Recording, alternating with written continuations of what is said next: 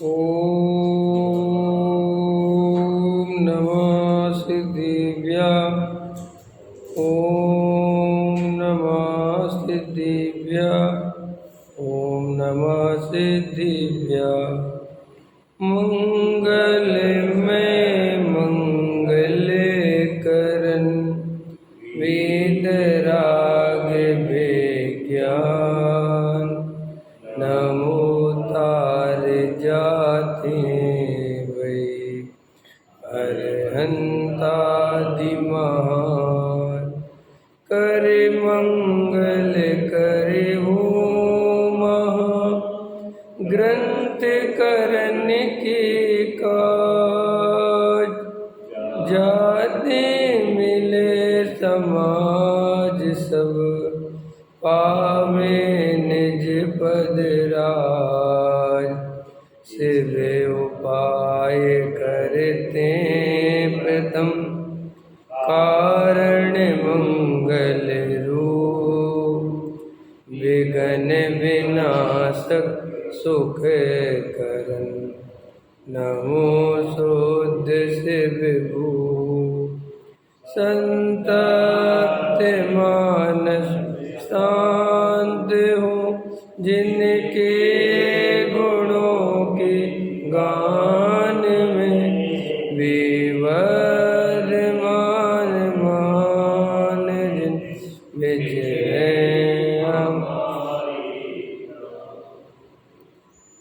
मोक्ष मार्ग प्रकाशक नौवा अधिकार सम्यक दर्शन का लक्षण पृष्ठ क्रमांक 315 निकाल लो सभी सम्यक दर्शन का सच्चा लक्षण। विपरीत अभिनिवेश रहित जीवादिक तत्वार्थ श्रद्धान वह सम्यक दर्शन का लक्षण है। क्या परिभाषा दे रहे हैं? विपरीत अभिनिवेश रहित जीवादिक तत्वार्थ श्रद्धान वह सम्यक दर्शन का लक्षण है। जीव अजीव आश्रव बंध संवर निर्जरा मोक्ष यह 7 तत्वार्थ हैं। इनका जो श्रद्धान ऐसा ही है अन्यथा नहीं है ऐसा प्रतीति भाव सो तत्वार्थ श्रद्धान तथा विपरीत अभिनिवेश जो अन्यथा अभिप्राय रहे सो सम्यक दर्शन है। ठीक है, 7 तत्व हैं जीव अजीव आश्रव बंध संवर निर्जरा और मोक्ष। इनका जो श्रद्धान ऐसा ही है अन्यथा नहीं है। ठीक है ना, ये जो 7 तत्व का जो स्वरूप है जीव अजीव आश्रव बंध संवर निर्जरा मोक्ष इनका कैसा श्रद्धान होना चाहिए कि ये 7 तत्व जो बताए हैं इनका जो स्वरूप बताया है ये बिल्कुल ऐसे ही हैं, इसमें रंज मात्र शंका नहीं होना चाहिए। जीव और अजीव भिन्न भिन्न हैं तो भिन्न भिन्न हैं, जीव अजीव का कर्ता नहीं है, अजीव जीव का कर्ता नहीं है। ये बिल्कुल पक्का श्रद्धान होना चाहिए। और आश्रव बंध तो पुण्य भी आश्रव है और पाप भी आश्रव है, पुण्य भी बंध है और आश्रव भी बंध है। और ये आत्मा के विभाव है, ये बीमारी है आत्मा की, ये रोग है, ये मेरे स्वभाव नहीं है। संवर निर्जरा मोक्ष तो संवर वीतराग भाव का नाम है और वीतराग भाव की वृद्धि का नाम निर्जरा है और पूर्ण वीतरागी हो जाना इसका नाम मोक्ष है। राग में धर्म नहीं मानना, क्रिया कांड में धर्म नहीं मानना, राग से धर्म हो जाएगा या पुण्य को संवर नहीं मानना। पुण्य भाव से बंद होता है, वीतराग भाव से संवर होता है। ये जो दया दान पूजा व्रतशील संयम भक्ति के भाव है राग भाव है, इन्हें बंध का ही कारण जानना और मानना। इन्हें भ्रम से वीतरागी भाव नहीं जानना, वीतरागी भाव नहीं मानना, संवर का कारण नहीं जानना। बहुत सारे जीव वीतराग भाव को तो पहचानते नहीं, और ये मात्र कसाय की मंदता, दया, दान, पूजा, भक्ति, व्रत, शील, संयम आदि के परिणाम को ही धर्म समझते हैं। से मिथ्यात्व है, इस 7 तत्व में आएगा ये सब, ठीक है ना। और पुण्य को भला मानते हैं, पाप को बुरा मानते हैं। ये आश्रव तत्व संबंधी भूल, बंध तत्व संबंधी भूल। तो अगर यहाँ पर जैसे 7 तत्व जिनवाणी में आगम में बताए हैं, अगर हमें वैसा श्रद्धान नहीं है, अन्यथा श्रद्धान है, तो सम्यक दर्शन नहीं हो सकता। यहाँ पे ये लक्षण बता रहे सम्यक दर्शन का। 7 तत्वों की यथार्थ श्रद्धा का नाम सम्यक दर्शन है, ठीक है। 7 तत्व समझ में आ गए, जीव, अजीव, आश्रव, बंध, संवर, निर्जरा और मोक्ष। और इनकी प्रतीति क्या लिख रहे टोडामल जी साहब, इनका जो श्रद्धान है वो कैसा होना चाहिए, ऐसा ही है, अन्यथा नहीं है, ऐसा प्रतीति भाव सो तत्वार श्रद्धान तथा विपरीत अभिनिवेश, जो अन्यथा अभिप्राय उससे रहित। समझ में आया, विपरीत अभिप्राय नहीं होना चाहिए, उससे रहित होना चाहिए हमारा श्रद्धान, सो सम्यक दर्शन है।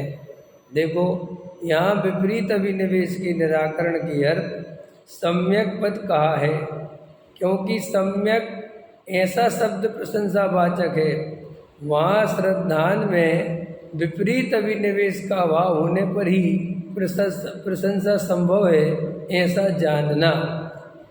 यहाँ प्रश्न है कि तत्व और अर्थ यह 2 पद कहे, उनका क्या प्रयोजन है। समाधान, तत्शब्द है सो यत शब्द की अपेक्षा सहज है, इसलिए जिसका प्रकरण हो उसे तत् कहा जाता है, और जो भाव हो अर्थात स्वरूप सो तत्व जानना। कारण तस्यम भावस्तत्वम, ऐसा तत्व शब्द का समास होता है, तथा जो जानने में आई ऐसा द्रव्य वह गुण पर्याय उसका नाम अर्थ है, तथा तत्वेन अर्थ तत्वार्थः, तत्व अर्थात अपना स्वरूप, उससे सहित पदार्थ उनका श्रद्धांशो सम्यक दर्शन है।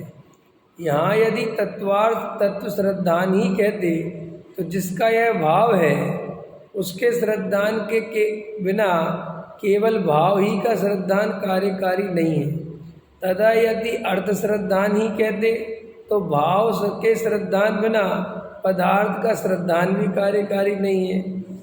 जैसे किसी को ज्ञान दर्शन आदिक व वर्णादिक का तो श्रद्धान हो, यह जानपना है कि यह श्वेतपना है इत्यादि प्रतीति हो, परंतु ज्ञान दर्शन आत्मा का स्वभाव है, मैं आत्मा हूँ, तथा वर्णादि पुद्गल के स्वभाव है, पुद्गल मुझसे भिन्न अलग पदार्थ है, ऐसा पदार्थ का श्रद्धान न हो तो भाव का श्रद्धान कार्यकारी नहीं है।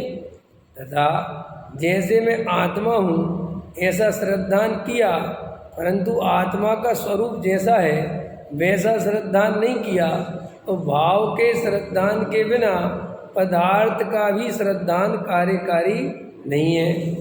इसीलिए तत्व सहित अर्थ का श्रद्धान होता है, सो ही कार्यकारी है। अथवा जीवादिक को तत्व संज्ञा भी है और अर्थ संज्ञा भी है, इसलिए तत्वमेवार्थस्थ तत्वार्था, जो तत्व सो ही अर्थ, उनका श्रद्धान सो सम्यक दर्शन है। अब देखो ये क्या कह रही है, हालांकि आप लोगों को समझ में आ गया होगा क्योंकि बहुत सरल विषय है। वस्तु के बिना भाव नहीं होता, भाव के बिना वस्तु नहीं होती, इतनी सी बात है। अगर आत्मा है तो ये आत्मा हो गई वस्तु, पदार्थ, लेकिन अब उसका भाव भी पता होना चाहिए कि आत्मा का भाव क्या है, आत्मा का स्वभाव क्या है कि जानना देखना। तो खाली जानने देखने का श्रद्धान कर ले तो भी सम्यक दर्शन नहीं कहलाएगा। कि क्यों कि जानना देखना किसके आधार से, किस में है ये कि साहब ये तो हमें पता नहीं किस में है, तो फिर किसका श्रद्धान किया। ऐसे ही कोई कहे कि साहब आत्मा का श्रद्धान कर लें कि हम आत्मा है, क्या ठीक है, तो क्या पहचान है आत्मा की, माने उसका भाव क्या है कि वो हमें पता नहीं। इसलिए तत्वार्थ श्रद्धा नाम सम्यक दर्शनम, तत्व श्रद्धा नाम सम्यक दर्शन नहीं लिखा, अर्थ श्रद्धा नाम सम्यक दर्शन नहीं लिखा। इस पे इस सूत्र पे हजारों टीकाएं लिखी हैं कि तत्व अकेला लिखते तो क्या दिक्कत थी, अर्थ अकेला लिखते तो क्या दिक्कत थी। यहाँ टूर्नामेंट जी ने उसकी समरी बना के समझ लिख दी है, बहुत है इसकी विस्तार कि कोई तत्व कहता है, कोई अर्थ कहता है तो क्या दिक्कत है, अर्थ से भी वस्तु ख्याल में आती है, तत्व से भी वस्तु ख्याल में आती है, दोनों क्यों कहे। तो आचार्य कहते हैं कि आधी अधूरी प्रतीति से काम नहीं चलेगा। जो परिपूर्ण वस्तु का स्वरूप है उसमें तत्व भी चाहिए और अर्थ भी चाहिए। ठीक है, आगे इतनी बात समझ में आ गई, इसको ज़्यादा इसमें कुछ खींचने के लिए है नहीं। देखो अब तत्वार्थ 7 ही क्यों है। अब एक ही प्रश्न बन गया, भाई 8 हो जाते, 6 रह जाते, 5 रह जाते, 7 ही क्यों है, ये प्रश्न है। फिर प्रश्न है कि तत्वार्थ तो अनंत हैं, वे सामान्य अपेक्षा से जीव अजीब में सर्वगर्भित हुए, इसलिए 2 ही कहना थे या अनंत कहना थे। आश्रयवादी जो जीव अजीब के ही विशेष हैं उनका अलग से कहने का क्या प्रयोजन है। देखो मूल में तो 2 तत्व हैं, जीव और अजीब। धर्म धर्म आकाश काल तो तत्व में लिए नहीं, और जीव अजीब से अन्य कोई वस्तु जगत में है नहीं। तो भाई आश्रम बंध संबंध निजरा मोक्ष क्यों गिना दिए, 2 से बात कर लेते और सब उसमें गर्भित कर लेते। अब देखो जवाब देते हैं, यदि यहाँ पदार्थ श्रद्धान करने का ही प्रयोजन होता तब तो सामान्य से या विशेष से जैसे सर्व पदार्थों को जानना हो वैसे ही कथन करते। वह तो यहाँ प्रयोजन है नहीं, यहाँ तो मोक्ष का प्रयोजन है। सो जिन सामान्य विशेष भावों का श्रद्धान करने से मोक्ष हो और जिनका श्रद्धान किए बिना मोक्ष ना हो, उन्हीं का यहाँ निरूपण किया है। ठीक है, अगर हमारा मोक्ष मार्ग का प्रयोजन नहीं होता, मार्ग पदार्थों का वर्गीकरण करना होता या वस्तु व्यवस्था को समझाना होता तो हम कह देते कि सही बात है, जीव और अजीब 2 चीज़ें हैं, क्योंकि हमें आश्रय बंध संबंध हम उसे क्या लेना देना, वे तो जीव के ही विभाव और स्वभाव हैं। इसलिए भाई ये माइक है, ये शरीर है, अजीब है, और आत्मा जीव है, इतना जानो। लेकिन उन्होंने कहा कि ये मोक्ष मार्ग में पूरा जानना जरूरी है, उसके भावों को पहचानना जरूरी है। देखो कैसे कहते हैं, सो जीव अजीब यह 2 बहुत द्रव्यों की एक जाति अपेक्षा सामान्य रूप कही है। यह दोनों जाति जानने से जीव को आपा पर का श्रद्धान हो, तब पर से भिन्न अपने को जाने, अपने हित के अर्थ मोक्ष का उपाय करे, और अपने से भिन्न पर को जाने, तब पर द्रव्य से उदासीन होकर रागादिक का त्याग कर मोक्ष मार्ग में प्रवृत्ते। इसलिए इन दोनों जातियों का श्रद्धान होने पर ही मोक्ष होता है, और ये 2 जातियां जाने बिना आपा पर का श्रद्धा न हो तब पर्याय बुद्धि से सांसारिक प्रयोजन का ही उपाय करता है, और द्रव्य में राग देश रूप होकर प्रवृत्ते, तब मोक्ष मार्ग में कैसे प्रवृत्ते। इसलिए इन 2 जातियों का श्रद्धा न होने पर मोक्ष नहीं होता। इस प्रकार ये 2 सामान्य तत्व तो अवश्य श्रद्धान करने योग्य कही है। ठीक है, अब सबसे पहले 7 में से वो 2 की व्याख्या कर रहे हैं कि जीव और अजीव को जानना क्यों जरूरी है। तो अब ऐसा प्रश्न करे कोई, साहब जीव तो बहुत हैं, कितने जीव हैं, हम सब जीव हैं कि नहीं, अनंत जीव हैं, और साहब अनंत पुद्गल हैं, अनंत अजीब हैं, तो हम क्या करें इतने सारे। तो बोले तुम इतने सारे चक्कर नहीं करना है, तुम सिर्फ जीव और अजीब जाति अपेक्षा कितने हैं, एक। आप सब हम सब जीव हैं, लेकिन जाति अपेक्षा सब एक है ना। एक माने आप में भी ज्ञान दर्शन है और मेरे में भी ज्ञान दर्शन है, और ये पुद्गल भी एक जाति का है। शरीर में स्पर्श रस गंध वर्ण है और इसमें भी स्पर्श रस गंध वर्ण है, तो जाति अपेक्षा 2। तो वो कहते हैं कि वहाँ ये जीव अजीव है तो बहुत द्रव्यों की एक जाति अपेक्षा सामान्य तत्व कहे। यह दोनों जाति जानने से जीव को आपा पर का श्रद्धान होता। आपा और पर, आपा पर का श्रद्धान माने मैं कौन हूँ और पर कौन है, ठीक है। तब पर से भिन्न अपने को जाने, अपने हित के अर्थ मोक्ष का उपाय करे। मोक्ष का उपाय करे मैंने सुखी होने का उपाय करे, क्योंकि जीव स्वभाव से सुख स्वरूप है और वो सुखी होने का ही प्रयत्न कर रहा है। तो अब अपन सुखी होना चाहते हैं, लेकिन अपन को क्या है कि ये नहीं पता है कि सुख प्राप्त कैसे होता है। तो अपन ये शरीर आदि में एकत्व बुद्धि है, ऐसा संयोग है, सब निमित्त नैमित्तिक संबंध है। तो अपन को ऐसा लगता है कि जे रुपया पैसा मकान दुकान जो भी है, जो जिसमें पर्याय में है, वो वहीं बाहर में सुख खोजता है। चींटी है वो बाहर में सुख खोजती है, पशु है वो भी बाहर में सुख खोजता है, मनुष्य है वो भी बाहर में सुख खोजता है, देव भी बाहर में, जो भी मिथ्यादृष्टि जीव है संसार में, वे सब सुख काय में खोजते हैं बाहर। क्यों खोजते हैं बाहर में? क्योंकि अंदर का पता ही नहीं है। हम सब क्यों खोज रहे हैं बाहर में सुख? खोज रहे कि नहीं खोज रहे? पैसे में सुख खोज रहे कि नहीं खोज रहे? सारी प्लानिंग करते रहते बैठे बैठे कि नहीं, ये हो जाएगा तो ये हो जाएगा। ये क्यों करते रहते हो? क्योंकि ऐसी मान्यता भरी पड़ी है कि ये परद्रव्य से सुखी हो जाऊंगा। हालांकि वो परद्रव्य नहीं मानता, वो तो यही मानता कि सब में ही हूँ, मेरे ही है, ठीक है ना। तो अब यहाँ कहते हैं तब पर से भिन्न अपने को जाने, अपने के अपने हित के अर्थ मोक्ष का उपाय करे, और अपने से भिन्न पर को जाने। तब पर द्रव्य से उदासीन होकर, देखो जब तक हम पर द्रव्य को अपने से भिन्न नहीं जानेंगे तब तक हम पर द्रव्य से उदासीन नहीं होंगे। और अगर हम उदासीन नहीं होंगे तो हमारी शक्ति, सारी शक्ति एनर्जी पर में लगी रहेगी, वही है हमारा असली कारण। और हम पर द्रव्य से सुख बुद्धि है इसलिए उसमें पीछे भागते हैं। लोक में भी देखो चतुर है अपन। जैसे कल तक हमारी आपसे बहुत सांठ-गांठ चल रही थी, है ना, कल तक आपसे हमें कुछ अपना प्रयोजन भाषित होता दिख रहा था, तो आपकी जी हजूरी, बाबूजी राम राम, है ना, और कैसा चल रहा है करते थे। और हमारा आज काम निकल गया, और अथवा हमें ऐसा लगा कि कोई झगड़ा हो गया, कोई बातचीत हो गई, और अब लगा ये तो आदमी बेकार है, ये हमारे कोई काम का नहीं, तो देखो अपनी एकदम परिणति पलट जाती ना। फिर वो बाजू से निकलता रहे, अपन नहीं बोलते ना, फिर अपन कुछ करते हैं तो उदासीन हो गए ना उसके प्रति। तो क्यों हो गए उदासीन?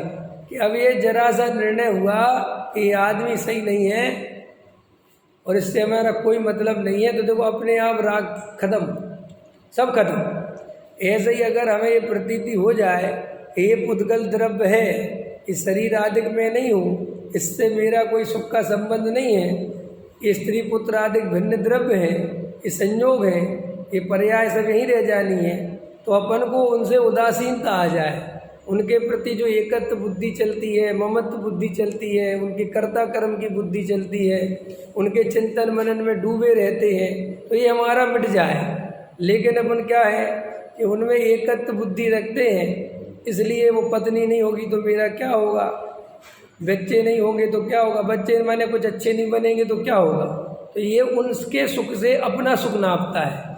अगर मेरा बच्चा अच्छा बनेगा तो सुखी कौन होगा?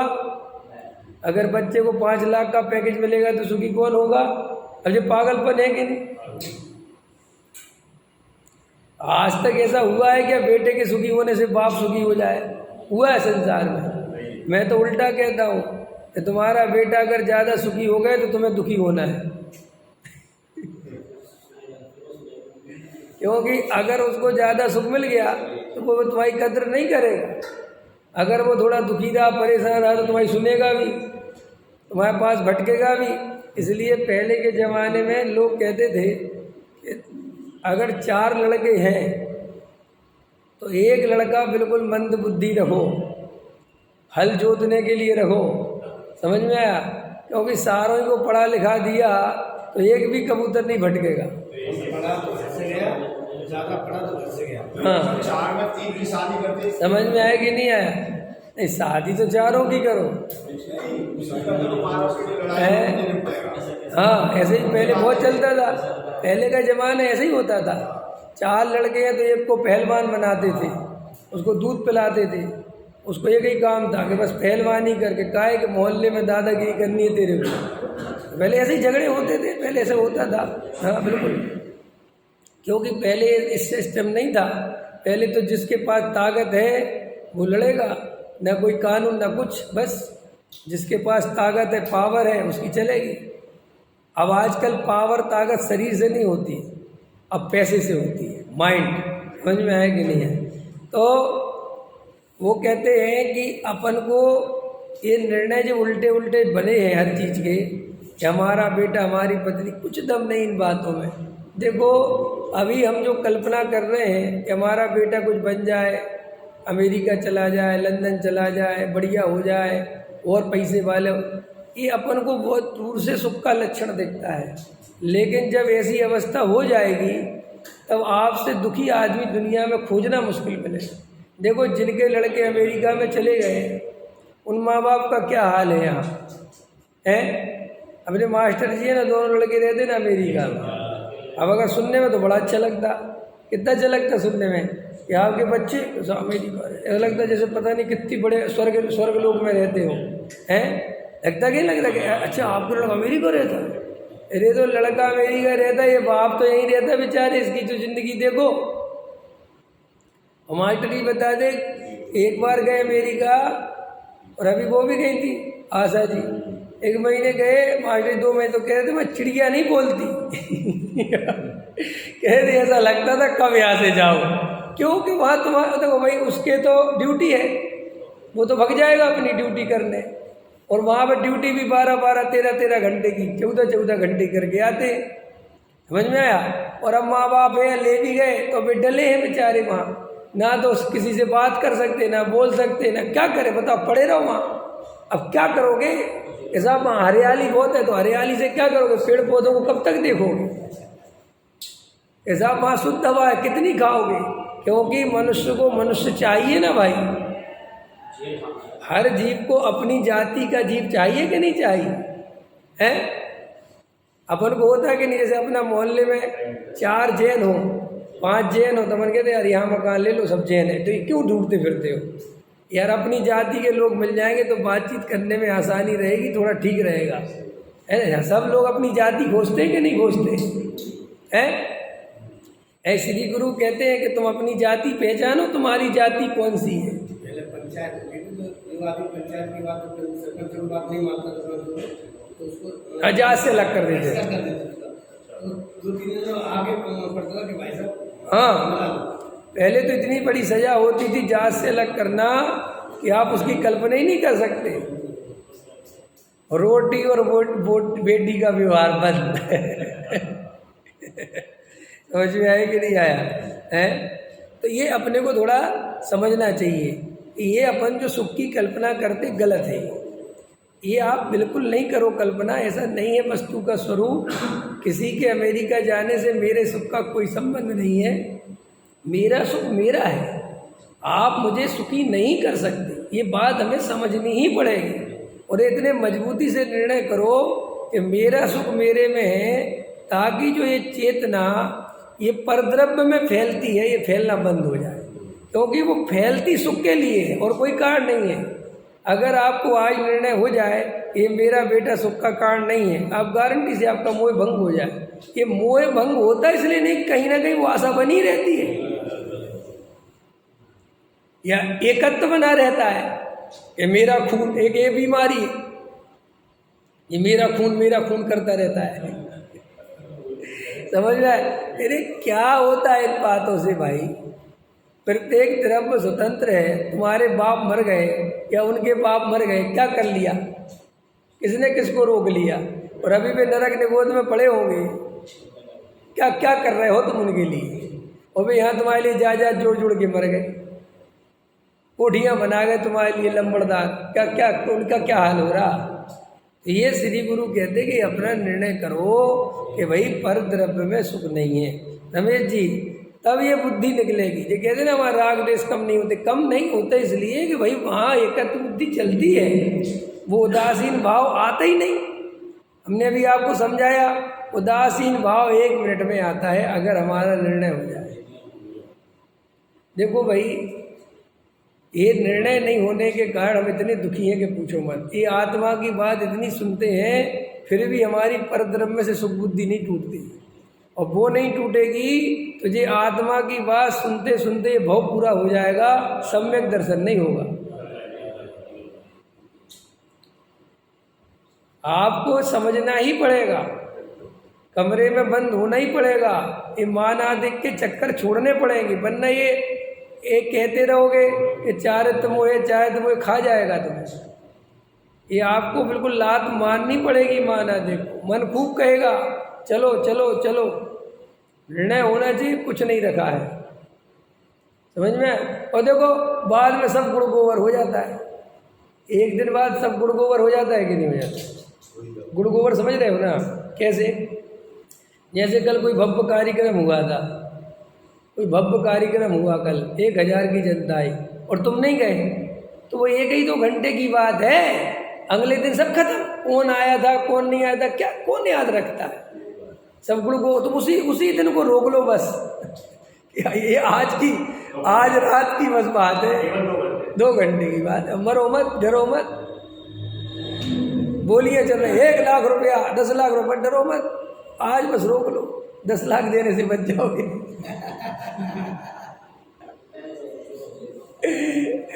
समझ में आए कि नहीं आए? आज बस रोक लो। क्या बोल कि नहीं आप चढ़ गए पहाड़ में, अब बोल दिए, अब बाद में हंसेगा यार, कहाँ से बोल दिए यार, कहाँ से लेके आओ, अभी तो मांगेंगे फिर। अभी ऐसे बहुत से लोग धार्मिक बने फिरते ना, मंदिरों में पैसे देते फिरेंगे और सिर पर कर्जा बना रहेगा। ये दोहरी जिंदगी क्यों जीना, किस लिए जीना? कोई दम नहीं। तो इससे ज़्यादा मूर्खता क्या होगी कि हम अंदर ही अंदर घुटते चले जाएं। कभी भी अपनी ज़िंदगी ऐसी नहीं जीना कि तुम्हें बाहर में घुटना पड़े, कभी नहीं जीना। ऐसी ज़िंदगी जी के क्या करो? देखो तुमने यहाँ मान कमा भी लिया, ले लाओ जी 10 लाख रुपए दे दिए, तुम्हारा नाम हो गया बहुत बड़ा, कह रही तो बहुत पैसे दे रहे, और बाद में पता चला साल 6 महीने बाद ये तो आदमी कर्ज में डूबा हुआ है। अच्छा बताओ आप इस बात को, आप जब आपकी 6 महीने बाद एक पोल खुलेगी कितनी इज्जत बचेगी आप? तो वो आपने झूठी इज्जत कमाई भी तो क्या कमाया बताओ, मेरे प्रश्न है। इससे अच्छे ठोस रहो, मजबूत रहो, चीटी की चाल चलो, कोई बात नहीं मानेंगे तुम्हें पैसा वाला, नहीं मत मानो भाई, कोई बात। लेकिन ये जो पोल खुलेगी कितने हंसेंगे तुमसे। लेकिन ऐसे लोग करते हैं कि नहीं करते हैं? ऐसे काम करते कि नहीं करते? अपन बहुत करते हैं ऐसे काम। नहीं, अपने को ये समझना कि मान आदि के लिए परेशान नहीं होना, बचना। माने अपने को मान से बिल्कुल ध्यान रखना कि जहाँ मान के प्रसंग बचे भैया निकल लो, 1-2 घंटे की बात है, 1 दिन बाद गुड़ गोबर हो जाए। ये बात पक्की है ना?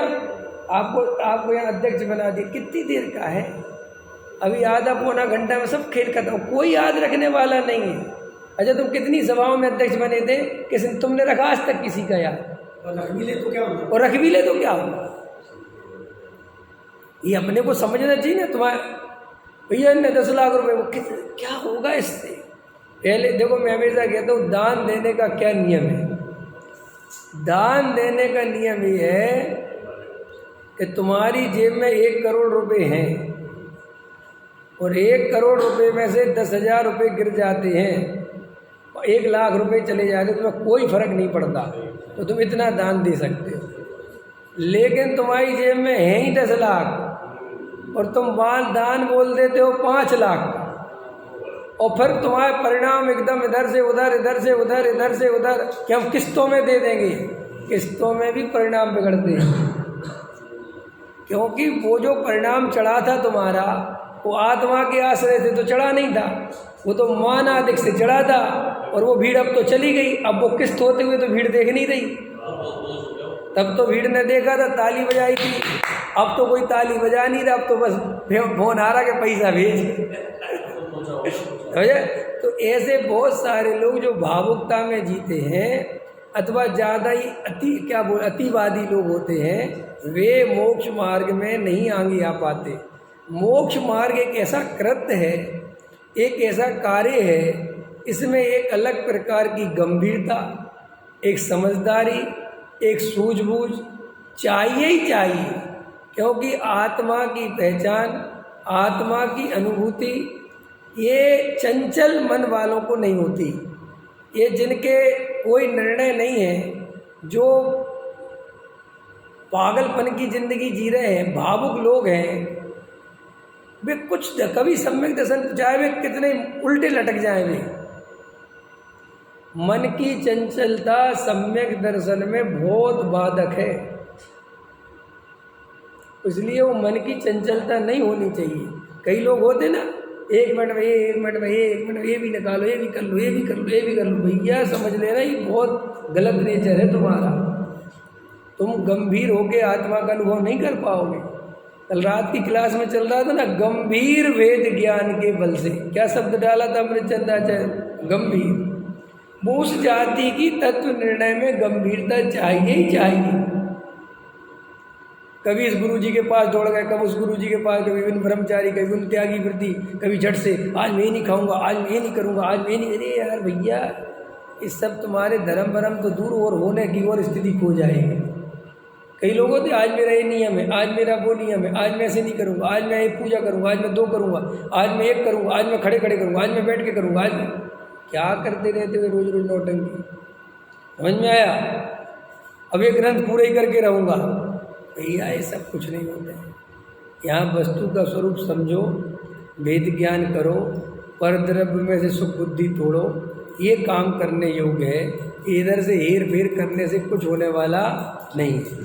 अभी समझ में आ गया? उदासीनता कर, अपने से भिन्न पर को जाने, तब पर द्रव्य से उदासीन होकर रागादिक का त्याग कर मोक्ष मार्ग में प्रवृत्ति। ठीक है कि नहीं?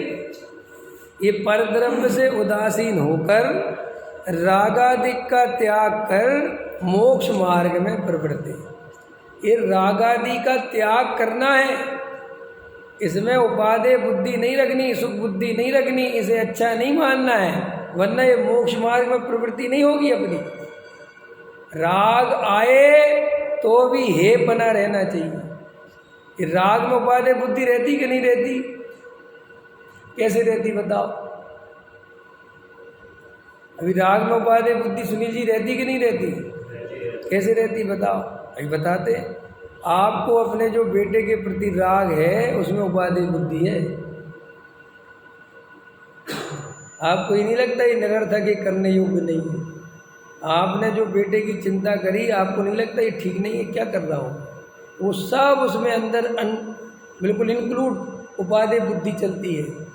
ये जो दया दान पूजा भक्ति के परिणाम हैं, इनमें उपादेय बुद्धि रहती, इनको अच्छा मानते हैं और अच्छा मानकर ही करते हैं, ये बुद्धि से नहीं होते। क्योंकि कर्ता सहित कोई कार्य करेगा तो उसमें उपादेय बुद्धि हुए बिना रहेगी नहीं, और सहज होंगे तो फिर वो बुद्धि टूटेगी। लेकिन मैंने करा, इसलिए आचार्य कहते कर्ता अज्ञानी कितने ही कहे कि मैं राग आदि से भिन्न हूँ, वो राग आदि से भिन्न मान नहीं सकता। वो अंदर उसको लगता है कि ये राग आदि मैं नहीं। बहुत कठिन काम है ये, राग आदि से भिन्न मानना। अपने आपको लगता मजाक लग रही है? ये दिन भर परिणाम चलते हैं, ये मैंने नहीं किए, कठिन नहीं है बात? करके देख लो आज। ये जो अभी परिणाम चल रहे हैं मैं नहीं कर रहा हूँ, ये हो रहे हैं, ये कठिन है कि नहीं? करो, ले 1 मिनट लगाओ, जल्दी आगे मत बढ़ो। 1 मिनट इसी पे सोचोगे तो कहोगे यार ये तो बहुत कठिन है। भाई साहब बोलो, आप नहीं बैठे हो यहाँ, कैसी बातें कर रहे हो? बैठा ये जो बैठने का परिणाम है, ये आत्मा का परिणाम नहीं है। क्योंकि आत्मा ज्ञाता दृष्टा के अलावा कुछ है ही नहीं। ये स्वीकार है? बोलो, ये स्वीकार है? कैसी बात करते हो साहब? ये तो ऐसा लगता है कि भाई यही तो है। हम जल्दबाजी में सुनते हैं, जल्दबाजी में समझते हैं, और चेयोपसम ज्ञान में समझकर ऐसा समझते हैं कि हम समझ गए, लेकिन अपनी परीक्षा करके नहीं देखते। और ये परीक्षा नहीं करके देखते, इसलिए पता ही नहीं चलता कि असलियत में अंदर भरा पड़ा क्या है। करते भी जाते हैं और बोलते भी जाते हैं कि हम तो करता नहीं है, और अंदर वो कर्तापन की धारा टूटती नहीं बिल्कुल भी। अभी जरा से प्रश्न पूछो तो 1 मिनट में कहते साहब करना तो पड़ेगा, करना तो पड़ेगा। डॉक्टर साहब लेते पड़ेगा पड़ेगा शब्द क्यों लेके आते हो? करना तो पड़े, क्या करना पड़ेगा भाई? ये पराधीनता है क्या कोई चीज़ की? करना पड़ेगा, क्या करना पड़ेगा? आत्मा को जानना तो पड़ेगा। अरे भाई आत्मा जानने के स्वभाव वाला है, पड़ेगा पड़ेगा क्या है? डॉक्टर साहब कल ले रहे थे, ये लोग कहते आपको प्रवचन करना पड़ेगा, तो क्या तुम्हारे बाप की नौकरी कर रखी है हमने? कल के प्रवचन में ले रहे थे, ये क्या शब्द है ये करना पड़ेगा? अरे मैं प्रवचन होता है आनंद से होता है, ये पड़ेगा पड़ेगा क्यों लगाते हो? ऊपरे तो पास करने पड़ेंगे, पड़ेंगे में कहते रहते मजबूरी कि भैया करना नहीं है और करवा रहे जबरदस्ती। आत्मा का ध्यान करना पड़ेगा। अरे भाई आत्मा का ध्यान इतना आनंदमय है कि एक बार उसका आनंद समझ में आ जाए तो अपने आप हो जाए। ये करना पड़ेगा शब्द ठीक नहीं है, ये सब समझ में आया कि नहीं आया? देखो, पर द्रव्यों से उदासीन होकर राग दिक का त्याग कर मोक्ष मार्ग में प्रवृत्ति। इसलिए इन 2 जातियों का श्रद्धान होने पर ही मोक्ष होता है। कौन सी 2 जाति? जीव और अजीव। तो मैं जीव हूँ और ये शरीर आदि अजीब है। इनके 2 जातियों को जाने बिना आपा पर का श्रद्धा ना हो तब पर्याय बुद्धि से सांसारिक प्रयोजन ही का उपाय करते हैं। बोलो क्या करते हैं? इस पर्याय में अपन काय का प्रयोजन करते हैं? दिन भर रोज संसारिक संसार इसको साधन है, ये कर लें वो कर लें ये कर लें, बड़ा मकान छोटा मकान और ये पैसा रुपया रिश्तेदार ये वो शादी विवाह बाल बच्चे ये वो बहुत अच्छा आदमी है यार उससे दोस्ती बढ़ा लो, वो अपने काम आएगा यार, वो आदमी बहुत बुरा है उससे दूर रहना। क्या करते रहते बैठे बैठे रात और दिन इस पर्याय में यही चलता रहता है। आत्मा दूर दूर तक है ही नहीं कहीं पर भी। तो क्या कहते हैं? पर्याय बुद्धि से सांसारिक प्रयोजन ही का उपाय करता है। पर द्रव्य में राग देश होकर प्रवृत्ति तब मोक्ष मार्ग में कैसे प्रवृत्ति? बोलो रात और दिन पर द्रव्य में राग देश पूर्वक प्रवृत्त रहे। राग देश माने मिथ्यात्व सहित। समझ में आया? राग देश का अर्थ जब भी जिनवाणी में पढ़ो तो वहाँ ऐसा जब राग देश को सामान्य लेना तो मिथ्यात्व के साथ ही लेना। सम्यक दृष्टि को रागी द्वेषी नहीं कहते जिनवाणी में, ये रागी द्वेषी मिथ्या दृष्टि को ही कहते हैं।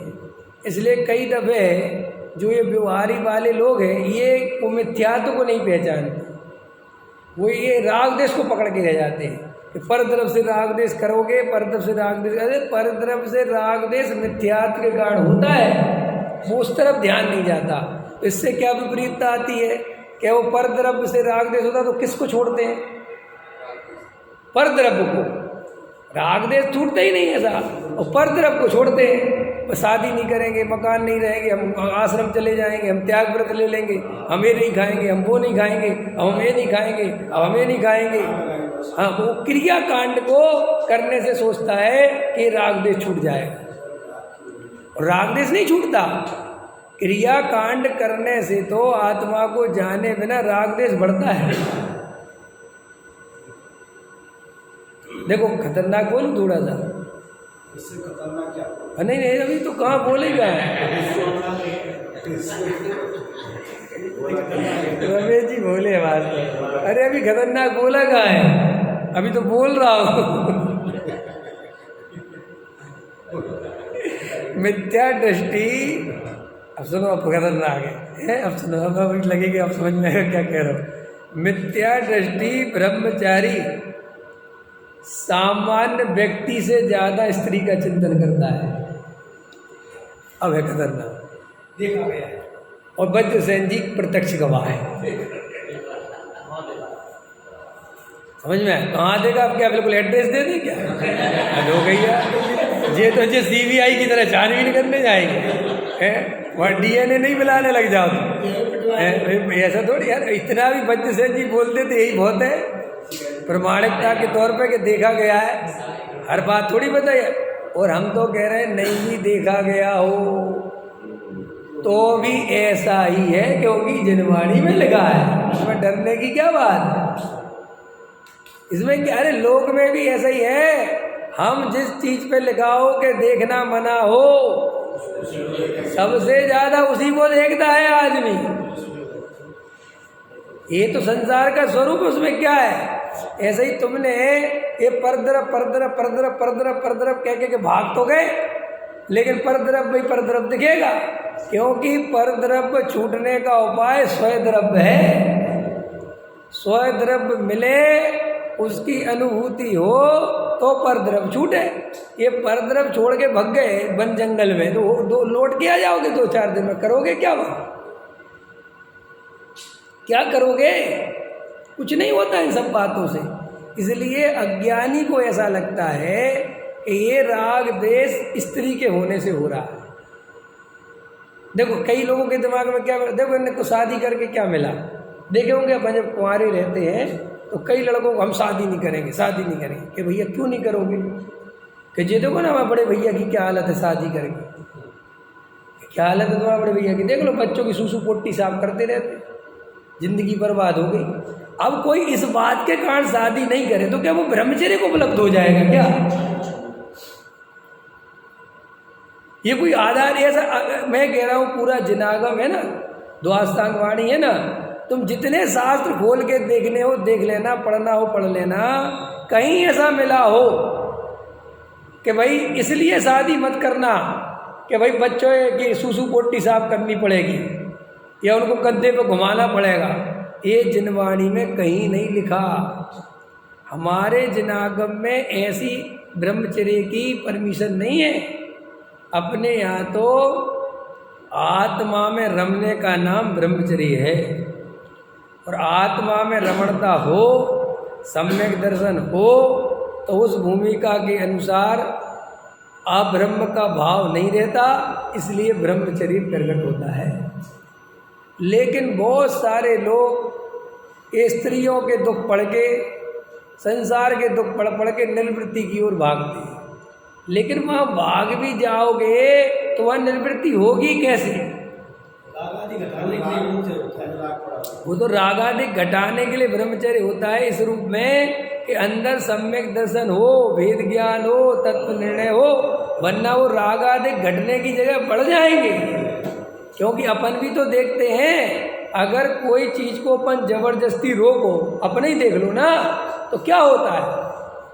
अपन देखो नेचुरल भोजन करते रहो तो अपन को भोजन के विकल्प नहीं आते। देख लेना आप कभी भी, आप नेचुरल गए 10 बजे ला भोजन हो गया, शाम का भोजन, लेकिन आप जिस दिन ऐसा करोगे कि मैं कल उपवास करूँगा,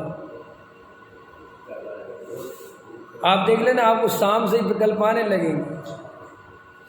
अथवा मैं एक आसन करूँगा, अथवा कल मैं ये नहीं लूँगा, वो नहीं लूँगा। ये क्यों आने लगे, क्योंकि उपवास ऐसे होता ही नहीं जैसे हम करते हैं। उपवास तो ऐसे होता है कि अपनी आत्मा में इतना मस्ती आई, अपने आत्मा के समीप इतना वास हो गया कि भोजन आदि के विकल्प भार लगने लगे। समझ में आया कि नहीं आया। तो अपने आप उपवास का भाव आया और उपवास हो गया। लेकिन जब प्लानिंग पूर्वक जो उपवास करना, उपवास करेंगे अब 3 दिन का उपवास, तो भाई साहब गारंटी से दुखदाई बनेगा और विकल्प कराएगा। 24 तीर्थंकरों में 5 तीर्थंकर वाले हाँ पंच वाले थे, उनकी लोग महिमा ज़्यादा हुआ करते हैं। हाँ बराबर। लेकिन मैं ये पूछना चाहता हूँ कि जब 19 तीर्थंकर हैं, क्या वो ब्रह्मचारी नहीं है? हाँ बिल्कुल ब्रह्मचारी है ना, क्यों नहीं है ब्रह्मचारी। ये तो ब्रह्मचारी के बिना कैसे बनेंगे भगवान। ब्रह्मचर्य महाव्रत उनका भी हुआ कि नहीं हुआ। लेकिन अपनी वो मान्यता क्या है, थोड़ी सी वो क्रिया कांड से है ही, वो निकलती नहीं। मैंने कई दफ़े समझाया ना, पीछे लिया था ना प्रवचन में, कि हम लोगों के अंदर इतने संस्कार घुसे हैं कि हमें ये संयम के बिना सम्यक दर्शन समझ नहीं आता है, आता ही नहीं, दिमाग में बैठता ही नहीं है। हमारा बस चले तो हम चौथे गुण स्थान में मोक्ष करा दें, नहीं कराते? कराते ही कराते ही है। और बोलो, एक बार बताओ, आपसे मैं पूछता हूँ, डॉक्टर साहब बहुत अच्छा लेते थे, ये तो हमारे अंदर एक लक्षण बताओ जिससे हमारा मिथ्या दर्शन सिद्ध कर सके। समझ में आया? जनवाणी के अनुसार। और हम तुम में 1000 लक्षण बता देते हैं कि तुम मिथ्या दृष्टि, ऐसा किसके संदर्भ बोलते थे, समझ रहे ना? लेकिन हमारे अंदर वो क्रिया कांड, वो व्यवहार की क्रिया ऐसी घुसी हुई है कि हम उसमें व्याप्ति खोजते हैं कि सम्यक दृष्टि होगा तो त्यागी वृत्ति होगा, त्यागी वृत्ति होगा तो ही सम्यक दृष्टि होगा। ये हमारे दिमाग में बैठा पड़ा है। हमें ऐसा लगता ही नहीं कि एक सामान्य आदमी घर गृहस्थी के बीच में रह के बहुत आराम से सम्यक दृष्टि हो सकता है। कोई बड़ी बात नहीं है, क्योंकि सम्यक दर्शन के लिए श्रद्धा बदलनी होती है, प्रतीति करनी होती है, कुछ करना ही नहीं होता है। बाकी तो जो बाहर में जैसा था वो वैसा ही रहता है। ये बात हमें उतर जाए ना गले, तो हमारी ताकत श्रद्धान बदलने में लग जाए। ये अपनी सारी ताकत राग देश कसाय मिटाने में लगी रहती है, और वो मिटती नहीं है, क्योंकि उसको पैदा करने वाला मिथ्यात्व है। अब ये मैं आपको क्या कह रहा था, अभी ब्रह्मचारी बन गए, समझ में आया? तो भी अंदर में वो परद्रव्य का, स्त्री का चिंतन टूटता नहीं है, क्योंकि भैया वो आधार ही नहीं है छोड़ के भागना। वो तो सच्चा स्वरूप तो ये है।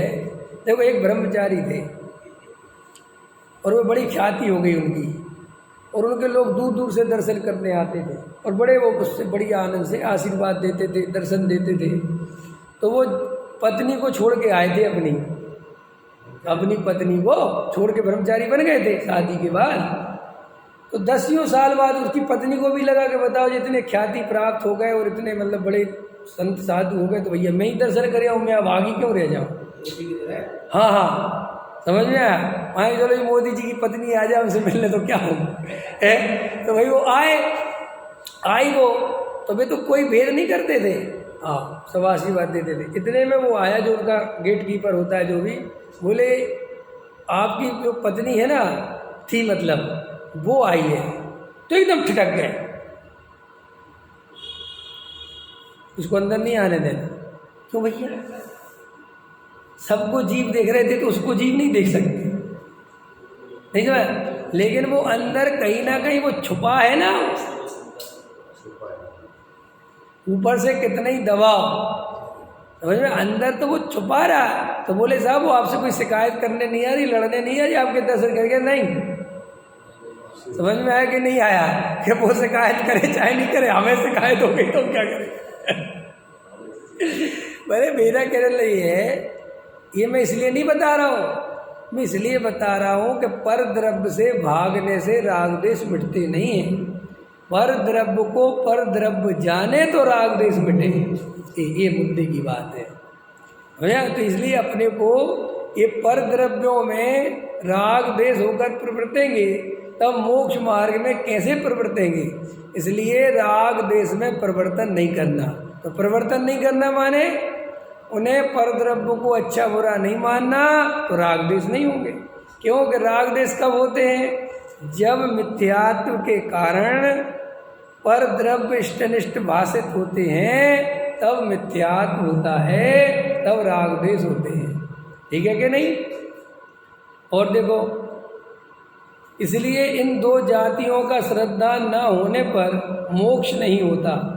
इस प्रकार यह दो समान तत्व तो अवश्य श्रद्धान करने, क्योंकि मूल में तो जीव और अजीव है, इनको तो जानना बहुत जरूरी। अब आगे, तथा आश्रवादिक जो 5 तत्व कहे, वे जीव उद्गल की पर्याय हैं, इसलिए यह विशेष रूप तत्व हैं। सो इन 5 पर्यायों को जानने से मोक्ष का उपाय करने का श्रद्धान होता है। अब ये 5 क्यों जानना जरूरी है? 2 तो समझ में आ गए, लेकिन आश्रव, बंध, संवर, निर्जरा, मोक्ष 5 भी बताए ना, ये क्यों जानना जरूरी है? इसका भी उत्तर देते हैं। देखो, वहाँ मोक्ष को पहचाने तो उसे हित मानकर उसका उपाय करे, इसलिए मोक्ष का श्रद्धान करना। अगर हम मोक्ष को ही नहीं पहचानेंगे, जैसे लोग में होता है ना कि भाई ये काम क्यों कर रहे हैं आप, कि आपको उस काम के पीछे लक्ष्य पता होता है कि भाई इसलिए कर रहे, इससे फायदा होगा। ऐसे ही हम आपसे कहें कि ये वेद ज्ञान क्यों कर रहे हो, ये पर द्रव्य से वेद ज्ञान क्यों कर रहे हो, तो आप कहोगे मुझे नहीं पता जी क्यों कर रहे हैं। तो वो कहते अरे भाई कि मोक्ष के लिए कर रहे हैं। तो ये मोक्ष क्या है, अब देखो मोक्ष जानना जरूरी हो गया कि नहीं हो गया। ऐसा तथा मोक्ष का उपाय संवर निर्जरा है, सो इनको पहचाने तो संवर निर्जरा हो, वैसे प्रवृत्ते, इसलिए संवर निर्जरा का श्रद्धान करना जरूरी है। तथा संवर निर्जरा तो अभाव लक्षण सहित है। अभाव लक्षण सहित है माने आश्रव बंध का अभाव हो तो संवर निर्जरा होता है। अगर आश्रव बंध हो तो फिर काहे की संवर निर्जरा। इसीलिए जिनका अभाव करना है उनको पहचानना चाहिए। जैसे क्रोध का अभाव होने पर क्षमा होती है, सो क्रोध को पहचाने तो उसका अभाव करके क्षमा रूप परिवर्तन करे। उसी प्रकार आश्रव का अभाव होने पर संवर होता है और बंध का एक देश अभाव होने पर निर्जरा होती है। सो आश्रव बंध को पहचाने तो उनका नाश करके संवर निर्जरा रूप परिवर्तन करे। इसलिए आश्रव बंध का श्रद्धान करना। आ गया समझ में। इसमें एक जो है दिलाना है कि बंध का एक देश अभाव। हाँ, बंध का एक देश अभाव, क्योंकि पूर्ण देश अभाव हो जाएगा तो मोक्ष हो जाएगा। निर्जरा में एक देश अभाव, और अगर पूरे ये बंध मिट गया तो मोक्ष चला जाएगा ना। पूरा नहीं करें। अरे निर्जरा का स्वरूप, निर्जरा माने क्या, जहाँ से बंध का धीरे धीरे निर्जरत खिर जाना है उसका नाम निर्जरा। पूरा में तो मोक्ष आ गया, पूरे में आ गया मोक्ष का श्रद्धान। और निर्जरा क्या है कि जो बंध हमने बांधा है पूरा में, वो निर्जरा के माध्यम से धीरे धीरे सत्ता में से खिरता जा रहा है। इसका नाम क्या है, निर्जरा। तो निर्जरा को जाने के ये कारण है बंध मिटाने का, माने कर्मों के नाश का। और संवर है नए कर्मों को आने से रोकने का। और मोक्ष है कि पूरी तरह खत्म हो जाने का। इतनी सी बात। तो ये 7 तत्व क्यों जरूरी है जानना, ये समझा रहे टोडामल जी। ठीक है, इस प्रकार इन 5 पर्यायों का श्रद्धान होने पर ही। अब देखो 2 हैं तत्व और 5 है पर्याय। समझ में आ गई, भेद करके समझना। इसलिए मैं कभी कभी समझाता हूँ ना शॉर्टकट तत्व के मूल में 2 है, जीव और अजीव। नहीं, 2 ही है, जीव और अजीव। फिर क्या है वो तीसरा तो आश्रव पर्याय वाला। तो है क्या चीज़, देखो जीव जब अजीव में अपनापन करता है तो आश्रव और बंध खड़े होते हैं। जब जीव अजीव से भेद ज्ञान करके जीव में अपनापन करता है तो ये आश्रव बंध ऐसे मिट जाते हैं और संवर निर्जरा खड़े हो जाते हैं। और जब जीव अपने स्वरूप में स्थिर हो ही जाता है तो ये संवर निर्जरा भी काम खत्म हो जाता है और मोक्ष आ जाता है। ये प्रक्रिया है। इसे पर्याय में देख रहे हैं।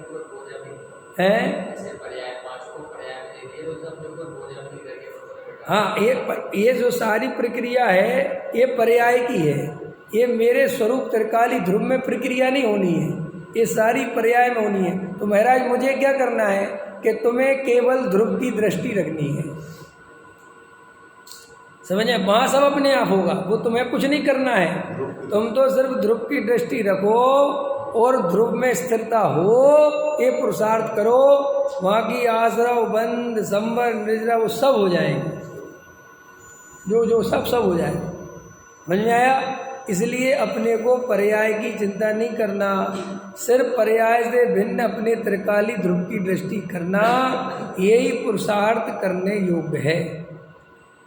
बाकी जो दया दान पूजा भक्ति के पुरुषार्थ करे नहीं जाते, ये कोई पुरुषार्थ नहीं है, ये कोई धर्म नहीं है। ये तो भूमिका के अनुसार ज्ञानी जीवों को देव शास्त्र गुरु के प्रति सहज ही रागादि भाव आए बिना रहते नहीं। ज्ञानी पुरुषों को अन्याय अनीति अवक्ष करने का भाव आता नहीं, किसी का बुरा करने का भाव आता नहीं, किसी के पैसा खाने का भाव करता नहीं, का अर्थ नहीं है। सहज ही इतनी सज्जनता प्रकट होती है कि फिर ऐसे दुष्परिणाम ज्ञानी के होते और वे नहीं होते तो लोग ये समझ लेते हैं कि ये करता है, वो करता नहीं है, वे होते नहीं हैं। समझ में आया कि नहीं आया? और हम जबरदस्ती रोकते फिरते। 500 का नोट पड़ा है, क्या पड़ा है? 500 का, ठीक है। अब 2000 का तो बंद हो गया, चलो 500 का पूरी गड्डी पड़ी है 50,000 की, और तुम्हें दिख रही है। भाव आया, तो किसी के 50,000 रुपये गिर गए, देखा तुमने चारों तरफ, कोई नहीं है। समझ में आया? क्या करूं, उठा लूं क्या? अच्छा उठा लेता हूं, अगर वो मिल जाएगा तो दे दूंगा। कौन मिल जाएगा?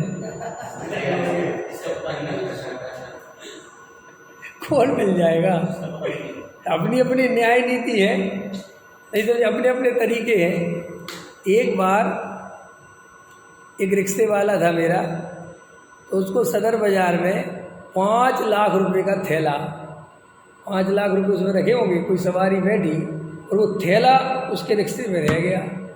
वो सवारी एकदम जल्दी में उतर के चली गई और एकदम जेबी से रिक्शा बढ़ा दिया और ये निकल आया, और इसके वो नीचे इसने भी ध्यान नहीं दिया, वो दबा रह गया। और वो तो भैया वो ढूंढता फिर, आप जो भी हो कुछ भी से कुछ पता ही नहीं, तो जी अपने घर पहुंच गया रात को।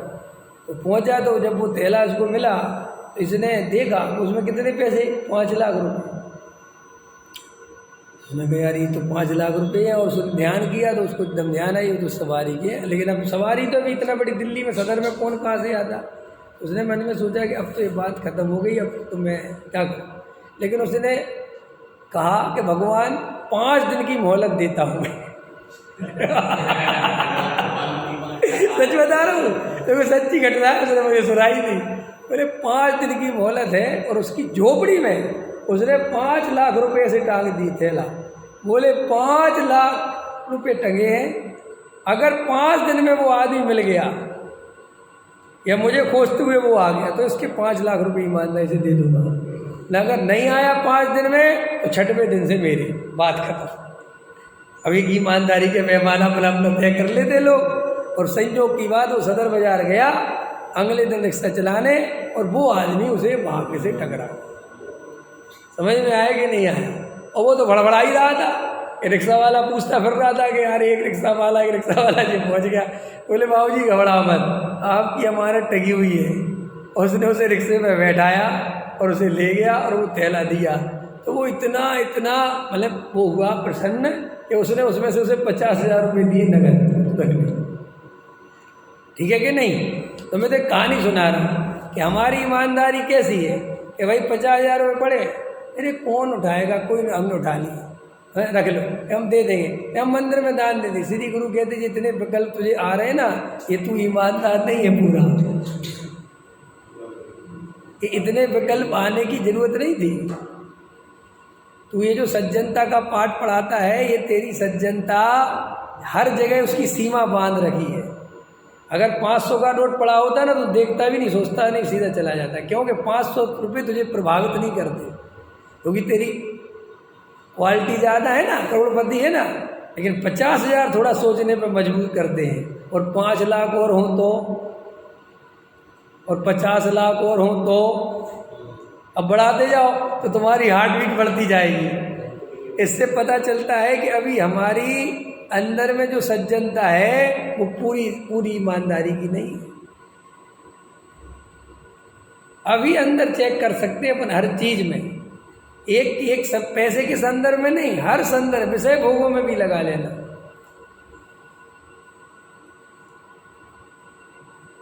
विषय भोगों की कल्पना तो नहीं करानी, तो उसमें 1 मिनट में पता चल जाए तुम्हें कि अपन कहाँ खड़े। और तुम इतने अंदर में दबी होगी तो बिल्कुल दिखेगी भी नहीं वो वासना है। तुम कहोगे ऐसा है ही नहीं, ऐसा है ही नहीं। और मैं अब भी एक कल्पना कराऊं और एक कल्पना में तुम्हें लेके जाऊं, तुम 1 मिनट में कहोगे बाप रे बाप क्या हो रहा है। वो तो तुम कल्पना ही करने से डरते हो, इसलिए तो गाली बकते रहते हैं ना इन भोग विलासियों को कि जे भोगों में लगे रहते, जे नरक जाएंगे, जे जे जे ये पता जे क्यों कि अंदर तेरे बहुत तकलीफ है। हाँ, अगर हम दूसरे, देखो एक प्रश्न पूछता हूँ, बताओ, समय तो हो गया, जिनको जाना हो वो चले जाओ। एक समय एक प्रश्न पूछता हूँ, क्या तुम्हें दूसरों का सुख स्वीकार है? बता, क्या तुम्हें दूसरों का सुख स्वीकार है? सोचना, आज दिन भर सोचना, क्या तुम दूसरे को सुखी देख सकते हो?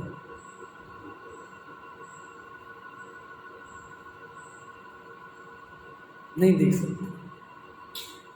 हमारी ये हालत है कि हमारी पत्नी भी ज़्यादा खुश रहे तो हमें गुस्सा आने लगता है, तू इतनी खुश क्यों है, इतनी क्यों मुस्कुरा रही है? अरे हद हो गई यार, वो खुश है तो तुम्हें इसमें क्या दिक्कत? अगर पति ज़्यादा खुश रहे तो पत्नी को टेंशन, इतनी खुश क्यों? देखो अब जगत का क्या स्वरूप है, बेटा खुश रह रहा हो, अच्छा घूम रहा हो तो पिताजी को तकलीफ होने लगती है, जब देखो घूमता रहता है। ये तो यार मुझे समझ में नहीं, तुम्हें क्या दुख है? वो आनंद में रहना कोई बुरी बात है क्या?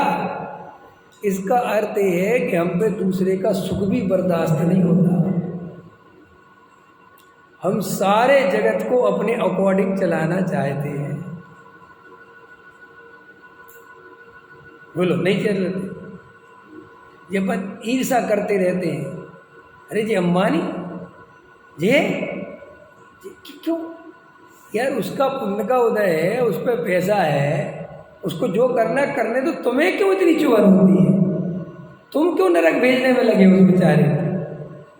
इसका अर्थ है कि हमारे अंदर अभी सबको भगवान देखने की क्षमता पैदा नहीं हुई, अभी हमारी पर्याय दृष्टि छूटी नहीं।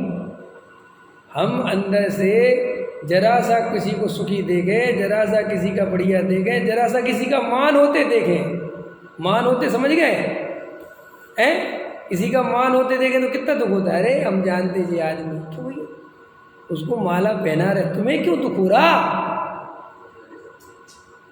लेकिन अपन नीचे बैठे बैठे गाली बकते रहते। गाली मतलब हाँ वर्ड समझ गए ना, गाली का वो गाली नहीं, माने अंदर ही अंदर चिढ़ते हैं।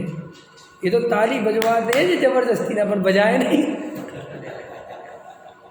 बजाए और वे चिल्लाते रहते हैं ताली बजाओ ताली बजाओ। क्या हाथों में जान नहीं है क्या? है क्या रोटी नहीं खाई क्या? तो ये सब तुम्हारे अहंकार को पानी देते हैं ताकि तुम बजाओ। देखते हैं कौन कितने जोर से बजाता है तो तुम और जोर से बजाते हो। खिलौनों से ज़्यादा कुछ नहीं है हमारी औकात। चाहे जो शब्दों से हमारे साथ खिल जाता है, हमें चने के पेड़ पर चढ़ा जाता है और हमारी चाबी भर जाता है और हम खिलौने की तरह, खिलौना होता है ना, जितनी चाबी भरी राम ने उतना चले खिलौना है क्यों? ऐसे हमारे हाथों में जान नहीं है, ताली बजाओ, बजा रहे हैं ताली और अंदर से ताली बजाते, अरे जिसका ही सम्मान कर रहा है हम जानते कितना बड़ा बेईमान है, पुराने पैसे नहीं दिए इसने, तुम्हें क्यों दिक्कत है? वे मंदिर वाले जा रहे भेजा रहे, तुम काहे को परेशान हो? इस बात की निशानी है कि तुम पे उसका मान देखा नहीं जा रहा है।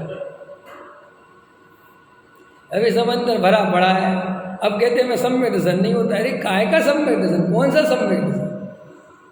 ये सब सुधारो, अपने अंदर से निकालो ये कसाय। ये सब अंदर घुसी पड़ी है, कैसे निकलेंगे? ये ऐसे निकलेंगी जब हम अपनी परीक्षा स्वयं करेंगे, वरना नहीं निकलेंगी, गफलत में रह जाओगे। चांदी का वर्क चढ़ा है गोबर की थाली पे, सहजानंदी सोदर